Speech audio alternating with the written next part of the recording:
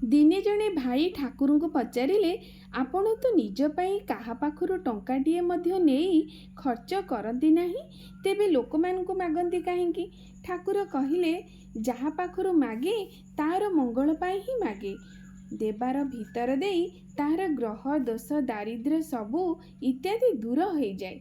ତେଣୁ ଆମେମାନେ ଭଲ ଭାବରେ ବଞ୍ଚିବା ଓ ବଢ଼ିବା ପାଇଁ ଠାକୁର ସବୁ କିଛି କହିଛନ୍ତି। ସେ ହେଉଛନ୍ତି ବିଧି ପୁରୁଷ, ବିଧାତା। ତାଙ୍କ ବିଧାନକୁ ମାନି ଚଳିଲେ ଆମେ ମଙ୍ଗଳର ଅଧିକାରୀ ହେଉ। ସେ ପ୍ରତି ମୁହୂର୍ତ୍ତରେ ଆମମାନଙ୍କୁ ରକ୍ଷା କରି ଚାଲନ୍ତି। କିନ୍ତୁ ଆମେମାନେ ଯଦି ରକ୍ଷାକର୍ତ୍ତାଙ୍କ କଥା ନ ଶୁଣୁ, ତେବେ ରକ୍ଷା ପାଇବୁ କିପରି? ସିଏ ସବୁବେଳେ ଆମ କଥା ଭାବନ୍ତି, ଆମମାନଙ୍କୁ ଭଲ ପାଆନ୍ତି, କିନ୍ତୁ ସେଥିରେ ଆମର ଉନ୍ନତି ହୁଏ ନା। ଦେଖିବାକୁ ପଡ଼େ ଆମେ ତାଙ୍କୁ କେତେ ଭଲ ପାଉ। ଶ୍ରୀ ଶ୍ରୀ ଠାକୁରଙ୍କର ଗୋଟିଏ ସୁନ୍ଦର ବାଣୀ ଅଛି, ଈଶ୍ୱର ତୋରେ ବାସନେ ভালো, ସ୍ୱାର୍ଥ ତାତେ କି, তুই ଯଦି ନ ବାସିস ভালো, ଛାଇରେ ଢାଲା ଘି। ଅର୍ଥାତ୍ ନିଆଁ ଉପରେ ଘିଅ ଢାଳିଲେ ନିଆଁ ଆହୁରି ଜୋରରେ ଜଳି ଉଠେ, କିନ୍ତୁ ଘିଅର ମାହାତ୍ମ୍ୟ ଜାଣି ହୁଏ।